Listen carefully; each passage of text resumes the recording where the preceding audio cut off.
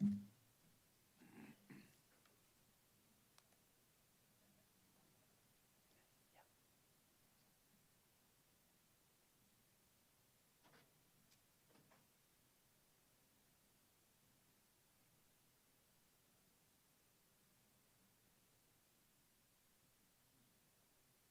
afternoon, Commissioners. This is your host, Troy. We are out of practice mode and live, and it is recording.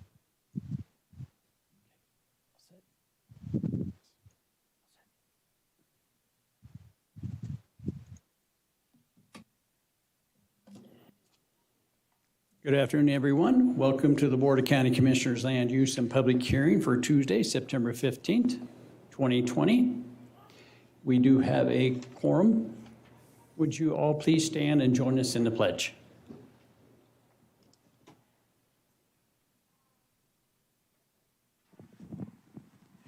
I pledge allegiance to the flag of the United States of America and to the republic for which it stands, one nation, under God, indivisible, with liberty and justice for all. Thank you, everyone.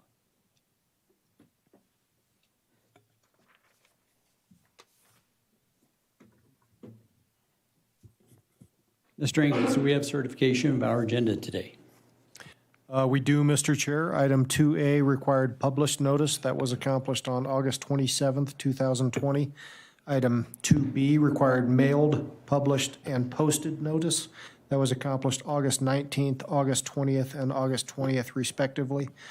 Finally, item 2C required mailed, posted, and published notice, which was accomplished on August 25th, August 31st, and August 27th, respectively.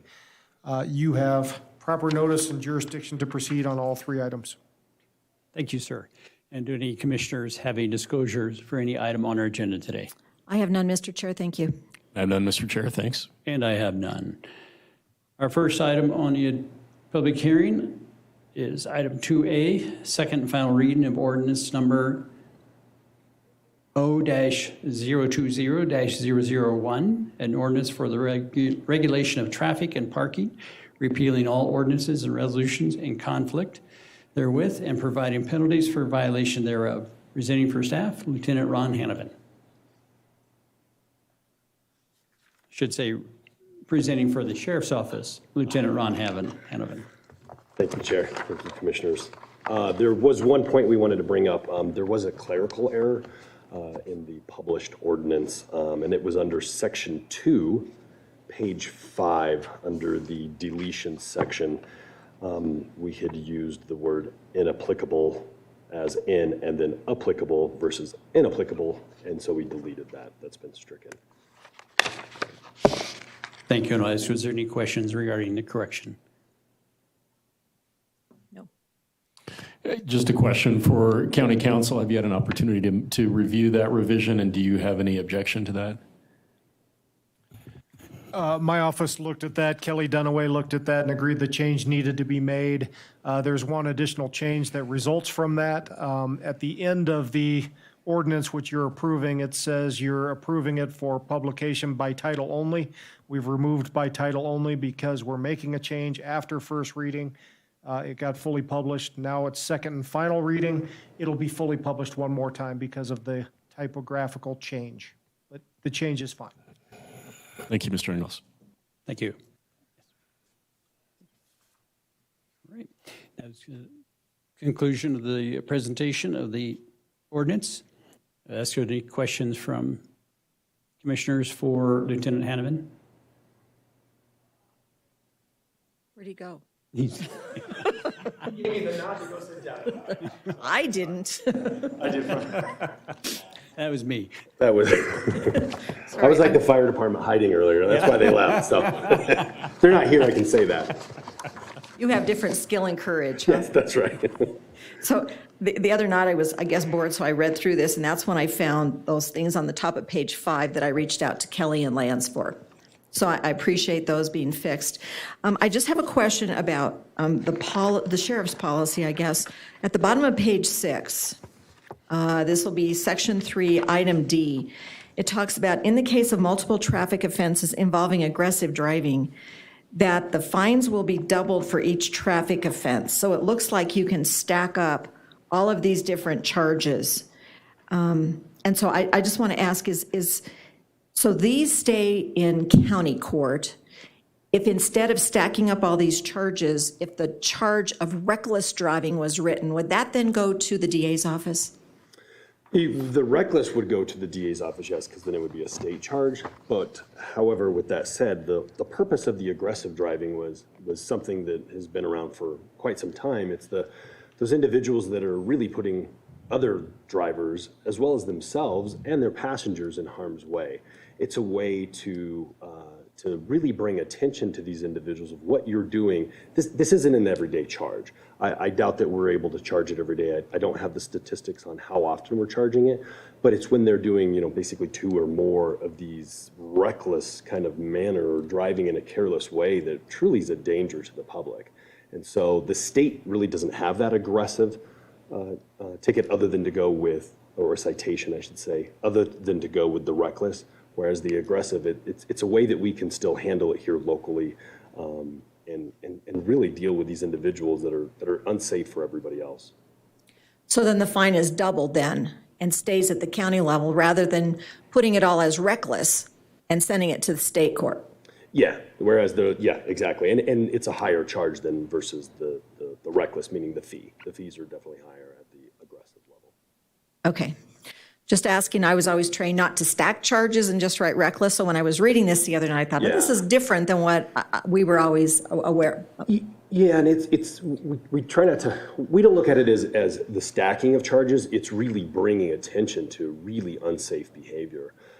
These individuals that on I-25, especially, we were really noticing it after COVID hit and the traffic was minimal. There was minimal individuals on the road, so you'd think that everyone would be driving the speed limits. They weren't.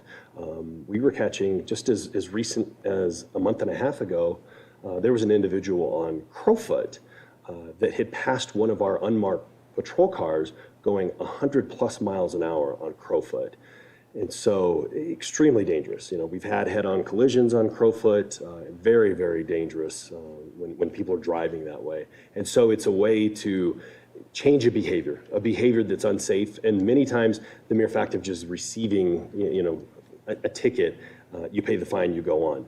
But if it's a significant fine, this is where it gets their attention, and maybe they're going to think twice to change that driving behavior and to make better choices to keep us all safe. Okay. Thank you for that explanation. And then I had one other question. If you could explain on page 15, Exhibit B, private parking restricted areas. So can you explain to me what these are?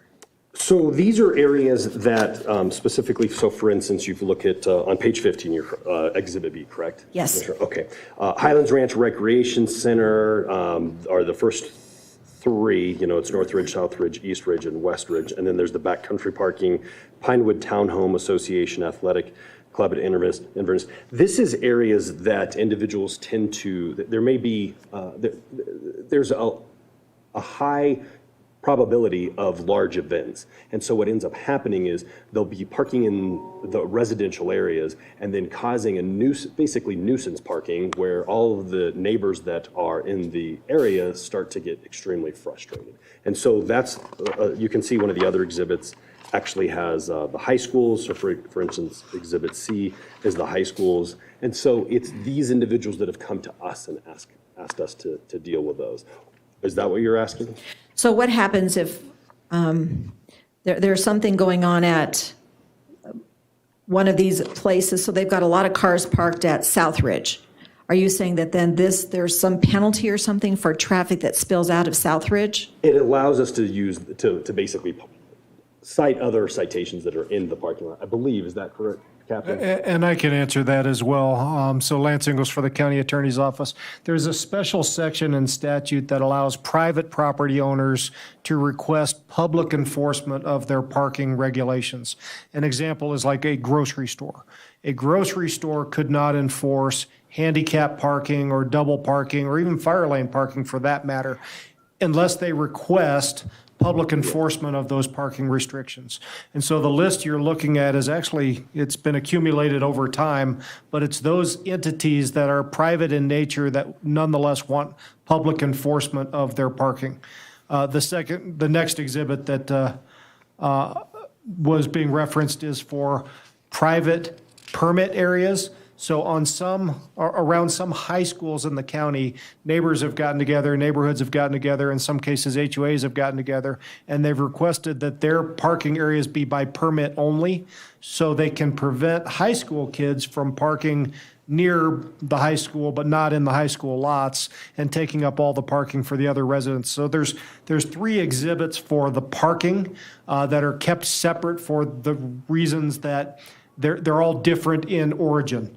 They're either the permit areas, the private areas, and I forget what the third one was, but it's all a different statutory mechanism to allow public enforcement of private or semi-private restrictions. So, Mr. Ingles, it sounds like what you just explained, Exhibit B that lists, for example, the 4 rec centers. This is if people are parking inappropriately in the rec center parking lot, that the sheriff's department has authority through what we're signing today to go in and cite those people that are parking inappropriately in those private areas. That's what this is. That is correct. Okay, perfect. That's the answer to my question. Thank you. Sorry, I misunderstood you. I apologize for that. No further questions for Lieutenant Enovan? I don't have any questions. Just wanted to thank you so much, Lieutenant, for the presentation. We always appreciate streamlined regulations, and certainly all of us bring different backgrounds and expertise to this particular role, so certainly appreciate Commissioner Thomas's role as a former major in the State Patrol. I think there's a lot of expertise there, and appreciate the insight. Thank you, Lieutenant. Appreciate it. If there's anyone in the audience listening on the phone or in person who would like to address the board regarding this ordinance, please come forward. Seeing no one in the room, Ms. Dunning, anyone on the phone? Thank you, Commissioner. I see no hands raised. At this time, I'll close public comment, bring it back to the board for any further questions, discussion, and/or a motion.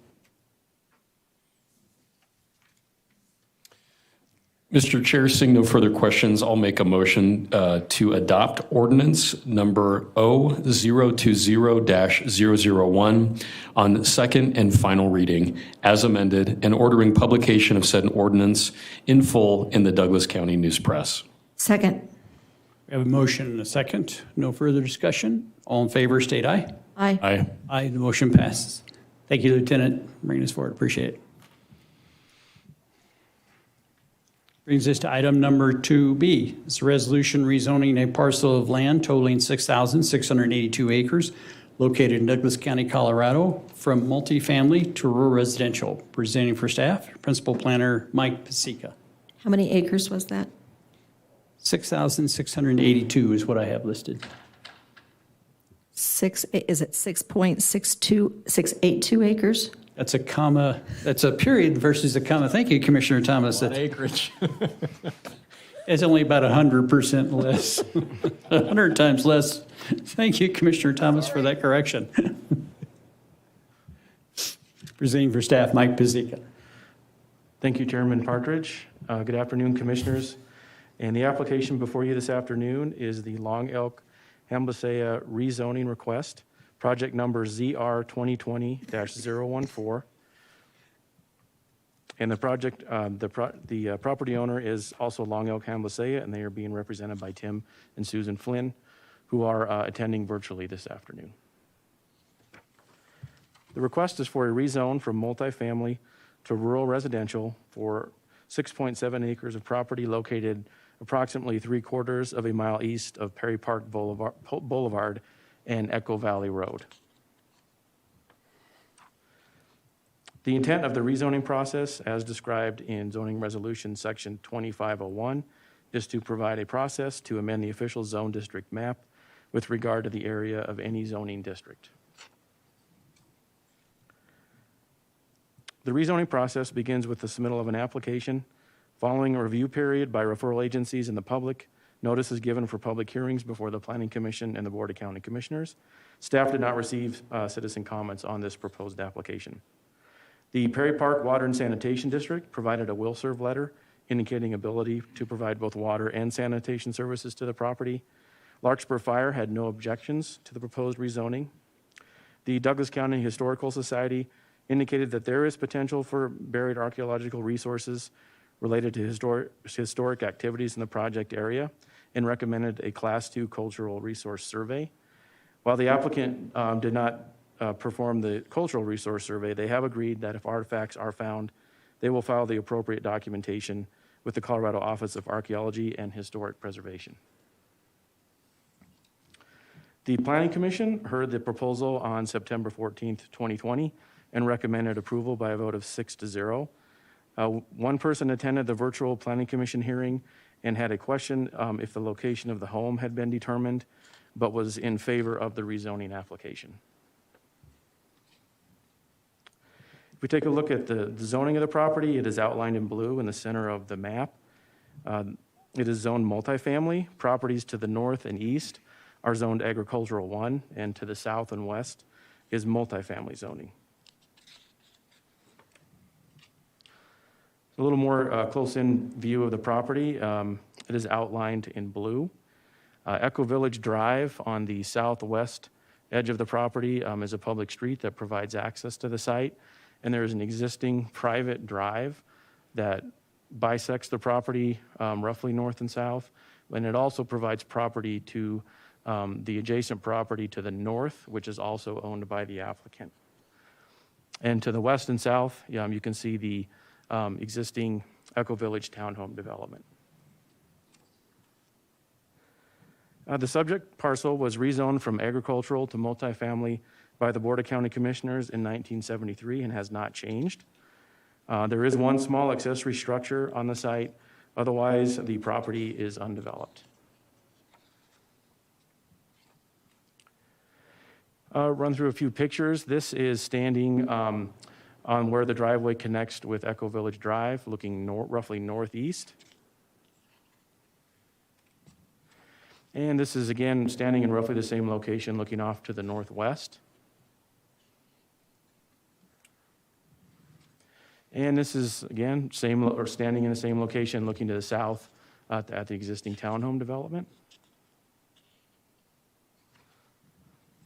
And one more slide. This is roughly east-northeast, standing in the private driveway, looking at one of the more level areas of the site.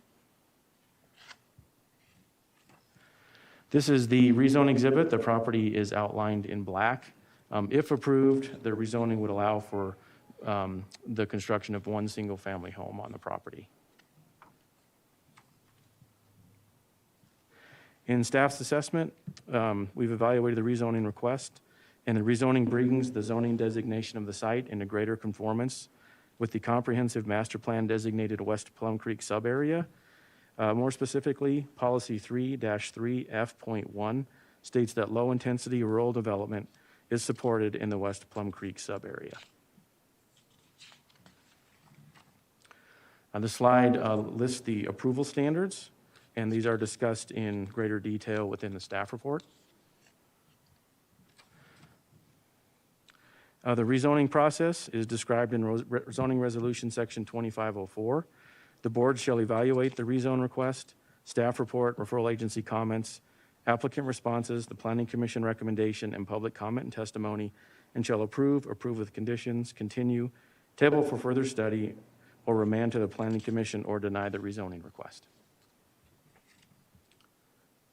And this concludes my presentation. I'm open to take questions at this time, or the applicant is attending virtual, and they do not have a presentation, but are available to answer any questions if you have any. Thank you. Thank you, Mike. Questions for staff at this time? I don't have any questions either. Thank you. And I don't have any questions, Mr. Chair. Thank you. Okay. And I don't either. Thank you, Mike. Appreciate it. At this time, and I have the applicants as Timothy and Swan Flynn. There's missing an S in our staff report, sorry. Looks like Timothy and Susan Flynn. So Mr. and Mrs. Flynn, are either one of you on the phone?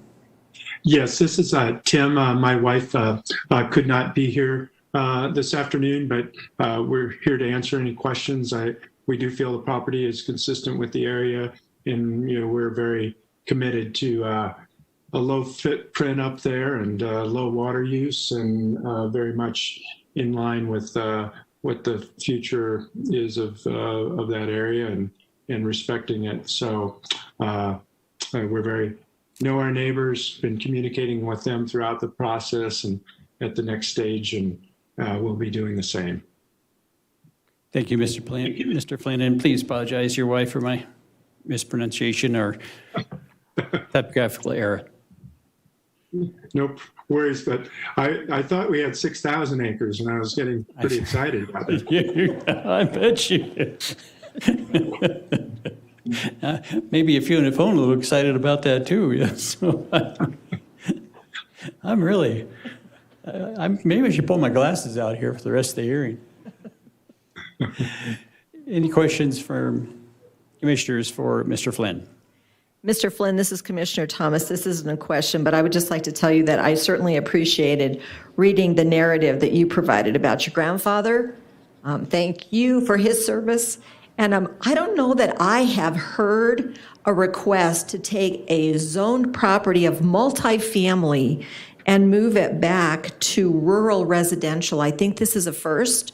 It seems like to me that you could put a lot of townhouses on that property and be financially successful. And, when I read your narrative about your grandfather, it told me about who you are and your wife. And so I wish you well on this project if it's approved today.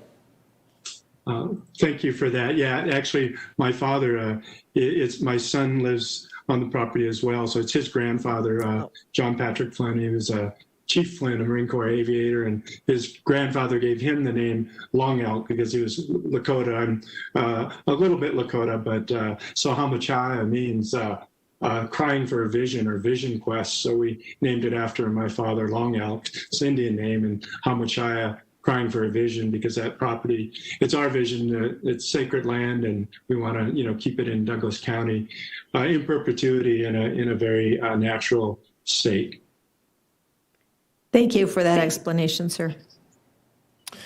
And Mr. Flynn, thank you so much for being with us today. No doubt we really appreciated that narrative, and your respect for the land and for conservation values are certainly reflected by our citizens and what we attempt to do in Douglas County. So thank you for sharing that with us. I would have to echo the sentiments that it's rare for us to see things move back into a rural residential status. So interesting, and appreciate it. Thank you, Mr. Flynn. Appreciate it. This time, I'll open it up for the audience, either in the room or on the phone. Anybody would like to address the board regarding this application? Seeing no one in the room. Ms. Stunning, anyone on the phone? Thank you, Commissioner. I have no hands raised. Very well. We'll close public comment and bring it back to the board for any further discussion, questions, and/or motion. I do have a couple of questions for staff. On packet page 70, this is a letter from the county to Mr. Archer, and there's a comment that the engineering review fee has not yet been paid. This was as of April 29th. Do we know if that fee has been paid?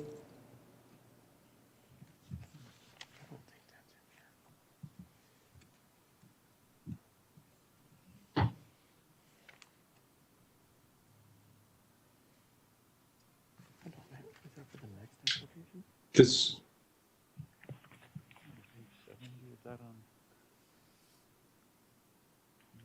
Commissioner Thomas, is that the referral response request from engineering from Al Peterson?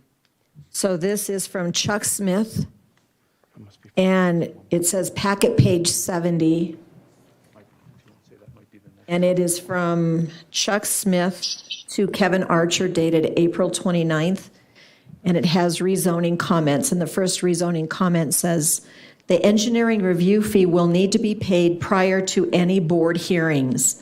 please coordinate with Carol Lemaire in our office. And that is actually for the next application, which is also a rezone. That's 2C. I apologize. Oh, no problem. So I have my glasses on and made a mistake. So Commissioner Partridge, I know. I apologize. I was wondering, I only found 26 pages on my staff report. Those decimals. Commissioner Layton's going to really question both of I'm them. next. I'm next. Working with a couple of goofballs up here. I'm so sorry. Please forgive me. That's okay. I have no other questions. And I have no questions, Mr. Chair. Thank you. Mr. Flynn, this is unusual for us, just so you know.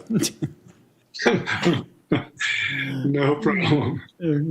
All right, so we have no further questions, no further discussion. I'll entertain a motion. Mr. Chair, I have a motion to approve a resolution rezoning a parcel of land totaling 6.682 acres located in Douglas County, Colorado, from multifamily to rural residential, project file ZR 2020-014. Second. We have a motion and a second. No further discussion. All in favor, state aye. Aye. Aye. Aye, the motion passes. Congratulations, Mr. and Mrs. Flynn. Thank you very much, and each of you have a great day. Yes, and you too. Thank you. Brings us on to our next item, 2C, is a resolution rezoning 2 parcels of land totaling less than 2,000 acres, which will be approximately 2.266 acres, located in Douglas County, Colorado, from commercial to light industrial. Presenting for staff, Principal Planner Eric Pavlinek.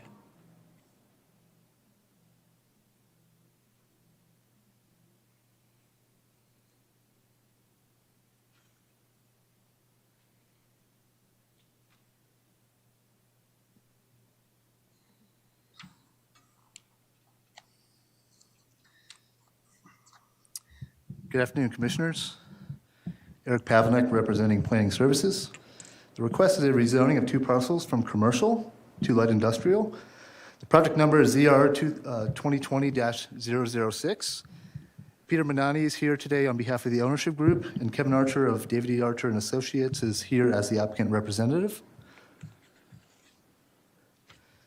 The applicant requests approval to rezone 2 parcels totaling approximately 2.266 acres from commercial to light industrial. The rezoning would allow the continued operation and future expansion of an auto collision business. The property is located in the primary urban area, specifically in the Lone Tree Municipal Planning Area as designated by the county's comprehensive master plan. The next couple of slides talk about the intent and process of the rezoning application, which is identical to the previous rezoning presentation. Therefore, I'm going to proceed to the Planning Commission slide. I would also like to add that no comments were received from abutting property owners or members of the public on this application request.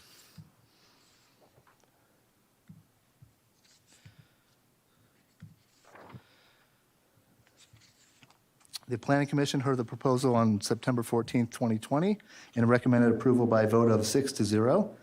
The Planning Commission asked about future plans for the site and materials storage. The applicant responded that a site improvement plan will be developed once the rezone is complete. The site outlined in blue is located on the east side of South Valley Highway, approximately 0.32 miles northwest of the intersection of South Valley Highway and Inverness Parkway.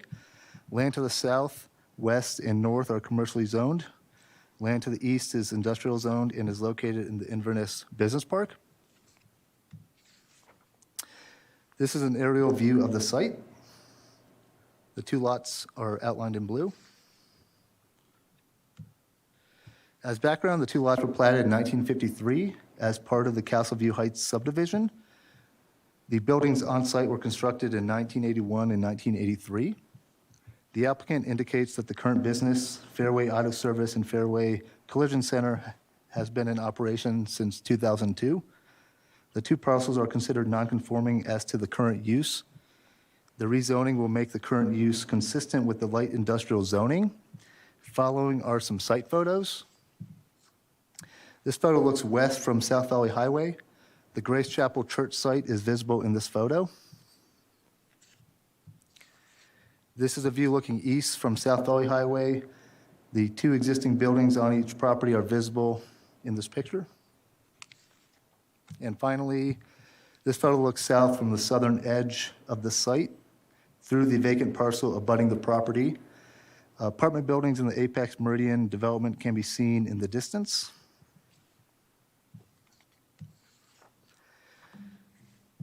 This slide shows the rezoning exhibit. The exhibit depicts existing structures on the property. Each lot is accessible from South Valley Highway via existing driveways, which will continue to serve each property. The light industrial zone district will require a 50-foot building setback from the northern property line of Lot 15 and the southern property line of Lot 16, whereas no setback is required with the current commercial zoning. Any future additions to any existing building or new structures added will have to meet applicable building setbacks. Staff has evaluated the rezoning request. The rezoning is consistent with the CMP provisions for the primary urban area. In staff's assessment, the request meets the requirements of the zoning resolution and makes the current use consistent with the principal uses in the light industrial zone district. This slide lists approval standards, which are discussed in detail in the staff report.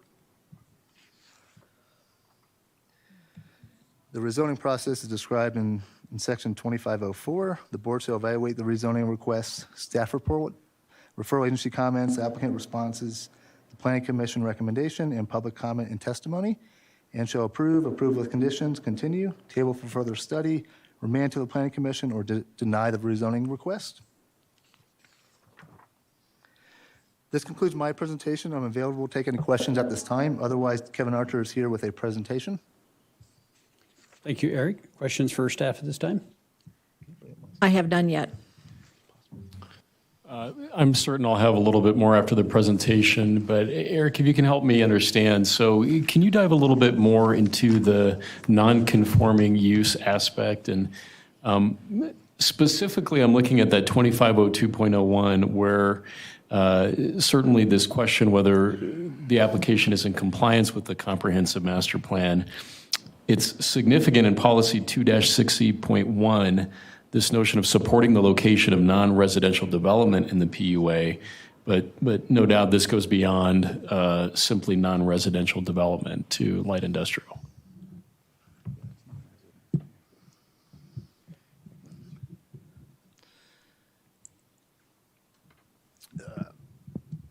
Eric Pavlik for staff.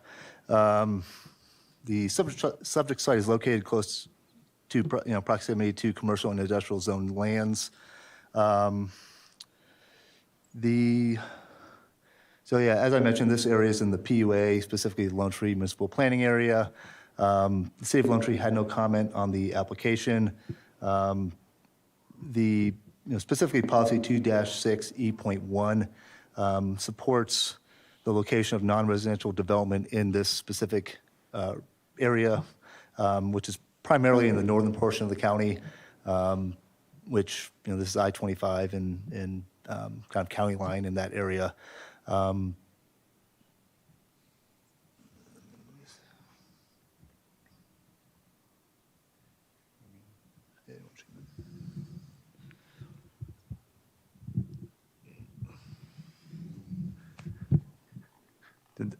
Kurt Whiteknoff for staff. Did that clarify that, Commissioner? Or do you mean by, I guess, just for clarification, non-residential, we do consider commercial, light industrial, general industrial, and we see that mix of use more so in the primary urban area because of the need for the infrastructure, whether it's transportation or water and sewer services. So really what they're doing is allowing them to have a more intense use, and auto body type of uses are, we consider light industrial because of the noise, the odor, the paint booths, those sort of things. And so not an unexpected use in our primary urban area. So. Okay, thank you for that. I may have some more questions following the presentation. Very well. Thank you, Eric. Thank you. Mr. Archer, as the representative for the applicant, and I know you should ask you to. Kevin Archer, Dave Archer and Associates, ARCHER, 105 Wilcox, here in Castle Rock. Presentation going.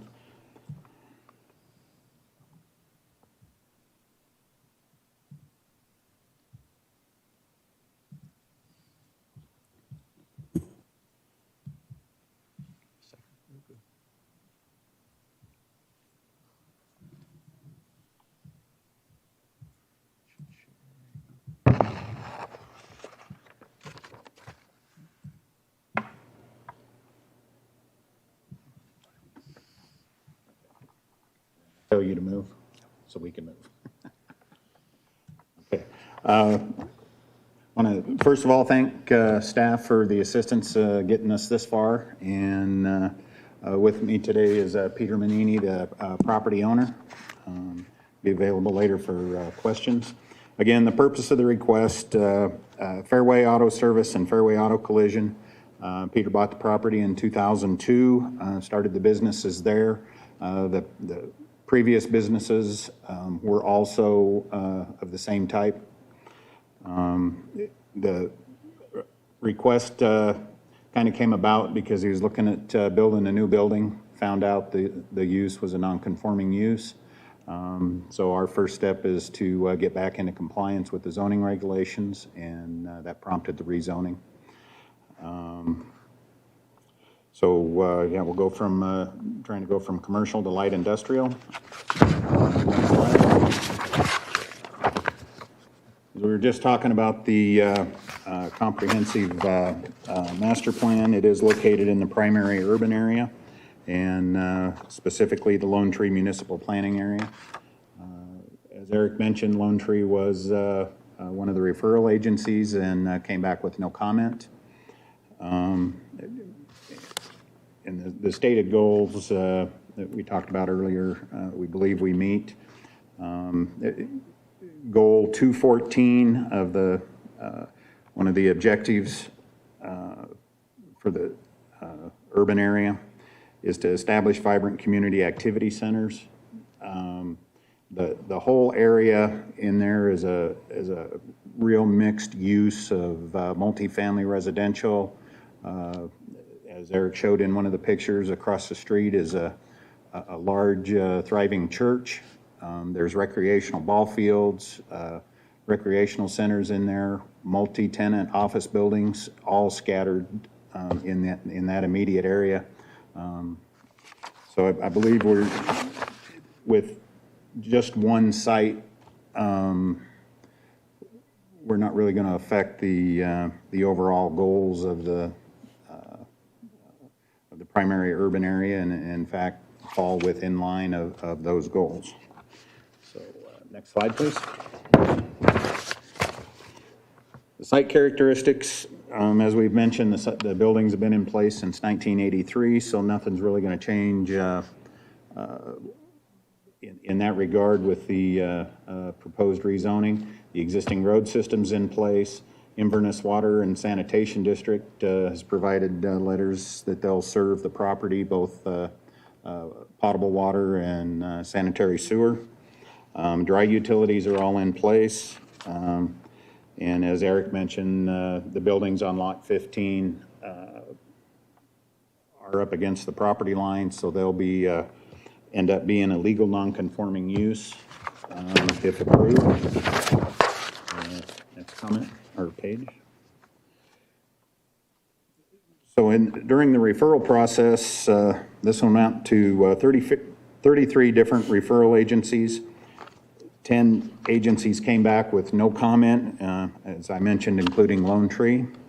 There were 17 no responses, 1 no objection from South Metro Fire. And as Eric mentioned, there was no community comments made during that period. The Colorado Division of Water Resources had some comments, and those were addressed and covered since Inverness Water and Sanitation District is serving the property. The Douglas County Historic Preservation Board just made a comment that they wanted notified, that the state be notified if there were any artifacts discovered during construction. With this particular part of the application, there'll be no construction, but when that happens, if anything's discovered, the proper authorities will be notified. Douglas County Engineering had a few comments. The traffic study we submitted was approved for this phase of the project, but they did note that any future construction or processes might require additional traffic study at that time. Also, they noted that any future development on the property will we will have to comply with the drainage regulations. Lytle Water Solutions had a comment about the original letter from Inverness Water and Sanitation District. That was revised by the district and accepted by Lytle.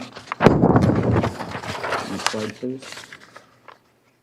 Tri-County Health responded with some comments and suggestions on how the auto body businesses was run with respect to chemicals and that kind of thing. We provided them back a response that outlined how each of the areas is being handled.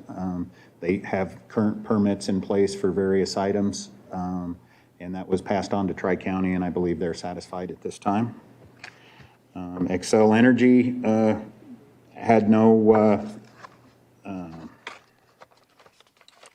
objection as long as there were no changes to the existing facilities. And as we stated, there's no construction planned with this phase of the project, so nothing will change in that regard. So kind of in Eric's staff report, he kind of went through the approval standards. I'll just kind of reiterate some of that stuff here today. Approval standard 1, whether the application is in compliance with the requirements of this resolution and the Douglas County Comprehensive Plan. As we kind of went through earlier, we believe that's in compliance. Specifically that policy 2-61E supports non-residential applications. Next slide. Approval standard 2, whether the application is in compliance with all applicable statutory provisions. We believe it complies with all of that, and staff did as well. Number 3, whether there's been substantial change in the character of the neighborhood since the land was last zoned. As Eric mentioned, this is platted in 1953. I believe in 55 it was zoned to business, and in 83 it was then zoned commercial. As I kind of mentioned earlier, the whole area has changed significantly since then, with multi-tenant commercial buildings, multifamily residential development, recreational areas, and it's just kind of all developed out over time. Slide. Whether the application demonstrates public facility services necessary to accommodate the proposed development will be available concurrently with the impact of the development. And as the buildings and the business has been there for quite some time, there'll be no change to any of the public facilities or services necessary to serve the site.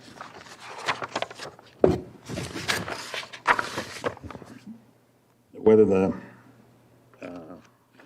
roadway capacity necessary to maintain the adopted roadway level of service for the proposed development will be available concurrently with the impacts of such development. As we identified earlier, the traffic study was approved by the engineering department, and as we noted, future development will be reevaluated at that time. Approval standard 6, whether the application is in conformance with section 18A Water Supply Overlay District herein. As noted, this is served by the Inverness Water and Sanitation District. And number 7, whether the proposed zoning is compatible with the surrounding land uses. And as we noted, goal 2.6 supports the mixed use, and we've been there for quite some time already. And any further development, we understand, will require a site improvement plan process to assure that it continues to stay that way. And last, whether the subject land is suitable for the intended use. And the use has been in place for 18 years and nothing will be really changing in that regard. So all that said, I think we meet all the approval standards. The kind of fits the area. It's been there for a long time, and with that, I'll close my presentation, and I'll be available for questions, and Peter will be available as well. Thank you. Thank you, Mr. Archer. Questions for the applicant's representative or the applicant? So, Mr. Archer, it sounds like through reading all of this and listening to you that the property was purchased by the current owner in 2003? 2002, I believe. 2006. Oh. I moved there in 2002. If you'd like to speak to the lectern, since we're being taped, and if you would state your name, spelling your last name and address for the record. Yes, my name is Peter Manani, Mannani. Address is 8500 South Valley Highway, Inglewood 80112. Thank you, sir. So you So proceed. I purchased an existing place, a business in 2002. I purchased a property in 2006. That place was a body shop before I took over from Southeast Auto Body for about 15 years at the same location. In 2002, I took over that business from Denver with my own name.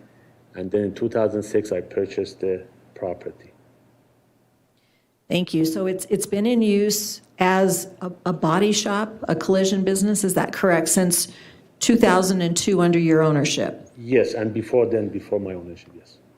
And so Even- it's ahead. been under a commercial zoning, and then you've been paying your taxes and doing everything you were supposed to, then you go in sometime recently to build a building on the property, put a new building on, and you find out that you need to be light industrial because you are not conforming with the zoning requirements. Is that what's going on here?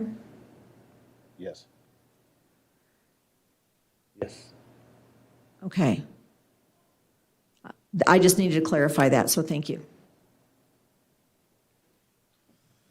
That's helpful background. So, looking through this, it appears that public notice was provided and didn't receive any responses at all from the public. When was public notice accomplished?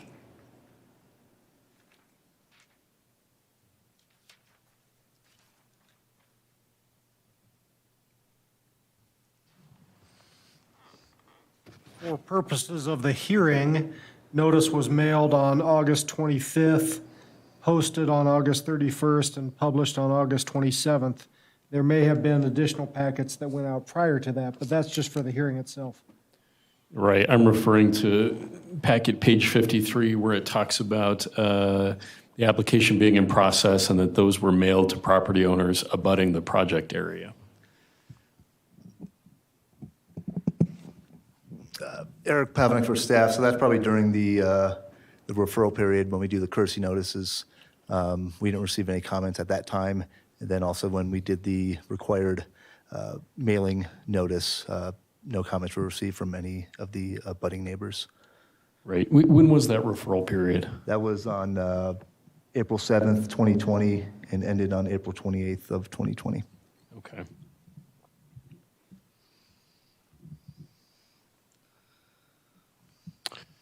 Anytime there's an application for rezoning, we always look at that very carefully because often zoning is there for a reason, and we certainly understand the legal criteria for changing that. One of the questions I had was with regard to water, and I noticed that there was some correspondence from Lytle with regard to the will serve letter for Inverness. And under 250206, it looks like the staff comment is that it's in conformance with section 18A. Can you reconcile that with the correspondence we got from Lytle with regard to the nonconformity in the will serve letter?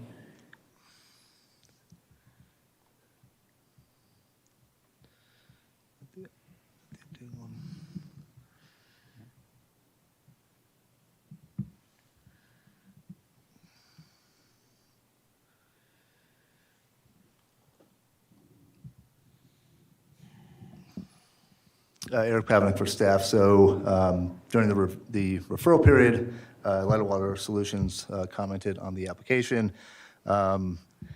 They requested the Inverness Water and Sanitation District provide an updated letter, which was received and provided back to Lytle. they confirmed that they serve the current property for water and sewer, and that any future expansion will require just to reassure that the expansion is still, that they're still able to serve that property.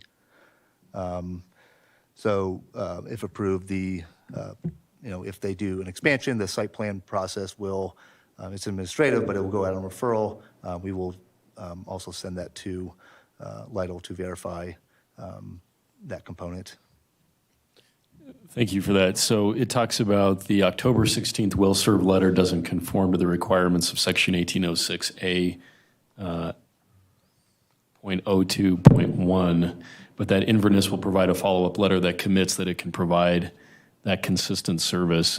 Have we received that letter, or would that be part of the SIP? For the expanded use, it would be the SIP. Yeah, Eric Patton again for staff. For the expanded use, that would be through the SIP process. Yeah. Okay.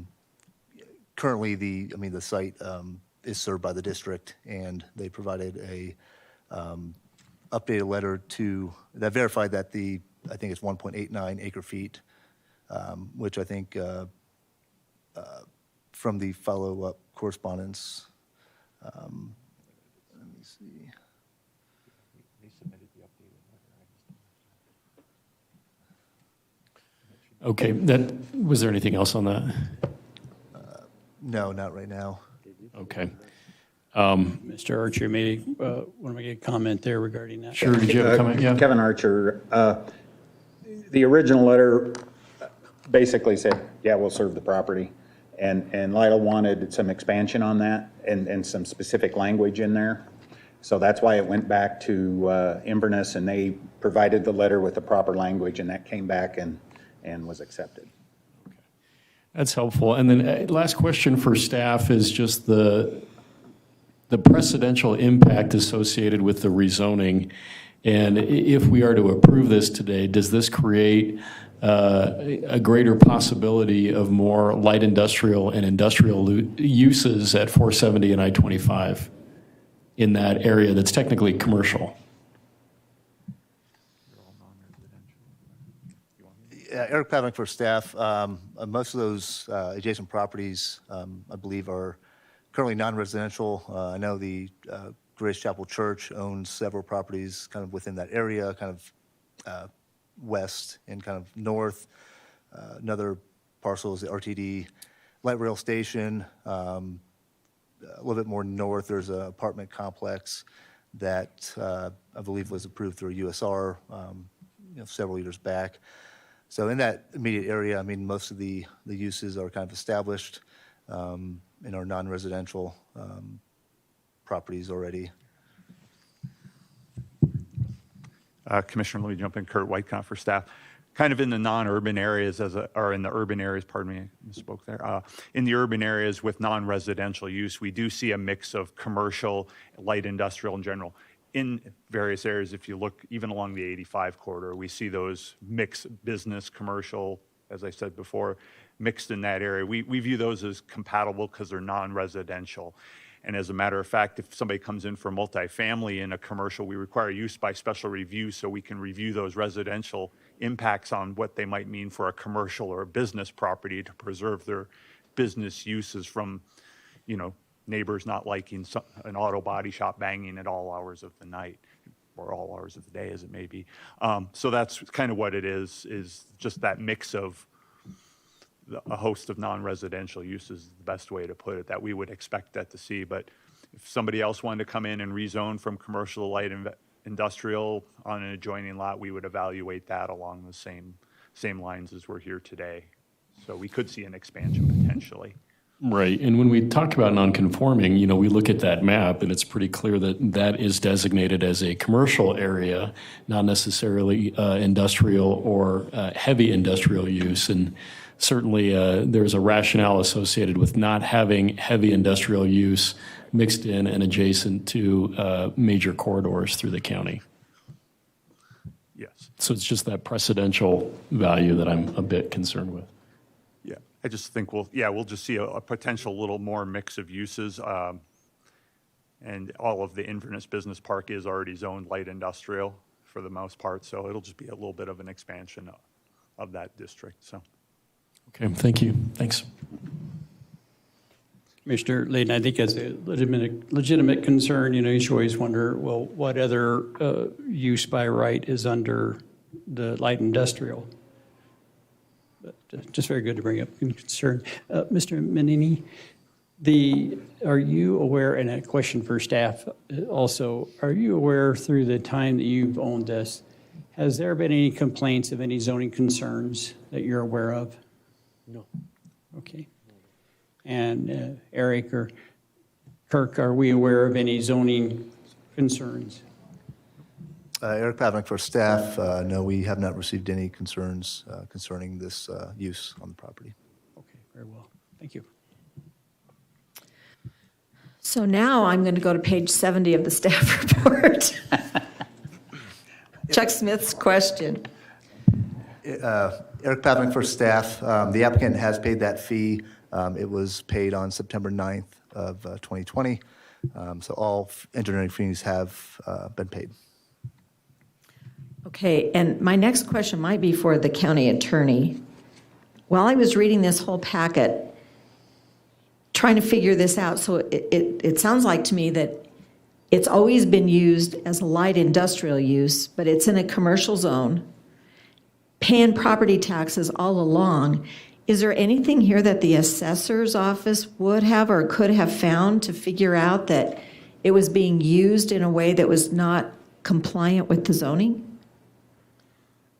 No, not really. The assessor's office job by statute is to assess the actual uses, not the legal uses.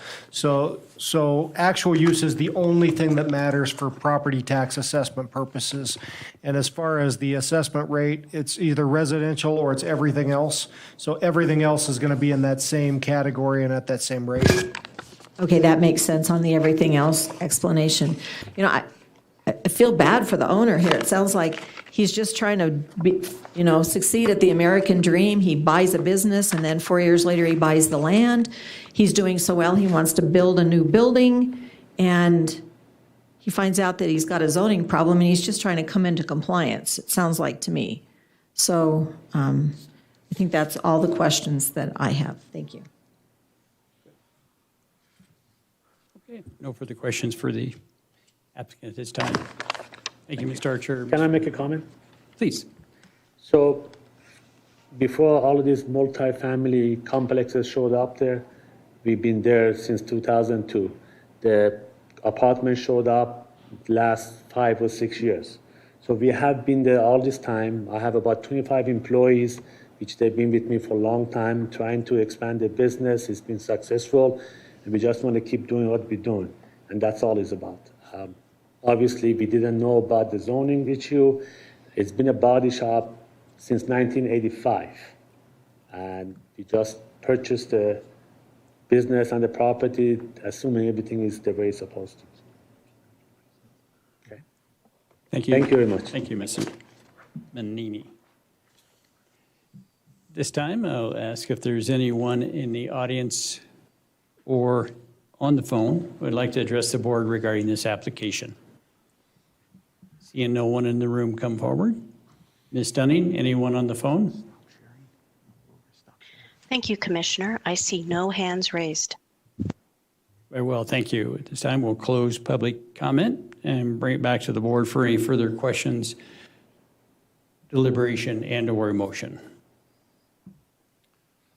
So I appreciated the questions of my fellow commissioners and certainly the additional information from staff and the applicant. I think it was helpful and certainly persuasive to hear how long you've been fighting at the American dream and trying to establish your business. We certainly appreciate that. Douglas County is open for business, and we want to make sure the government is getting out of the way, not getting in your way. So it's certainly persuasive.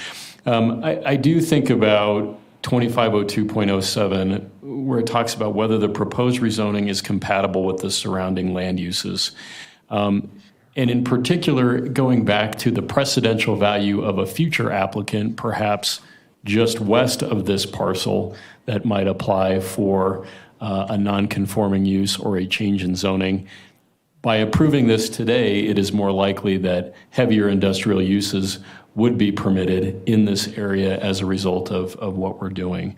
So I want to remain thoughtful about that as I continue to look at rezoning applications.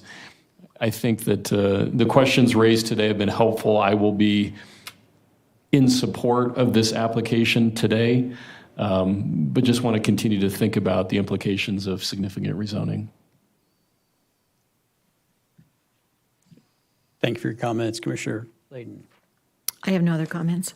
And I have no further comments. I believe what we have presented is very sensible. I think it's certainly the historical use gives a good understanding, and in what has been built around it since.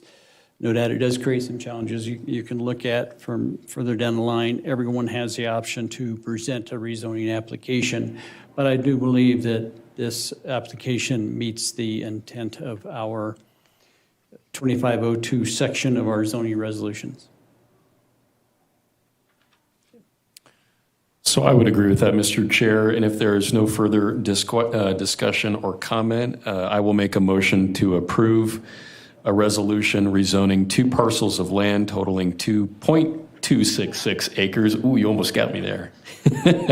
Located in Douglas County, Colorado, from commercial to light industrial, project file ZR 2020-006. Second. We have a motion and a second. No further discussion. All in favor, state aye. Aye. Aye. Aye. The motion passes. Congratulations, and thank you for bringing it forward. Thank you. That concludes all our items for our land use and public hearing. We are adjourned.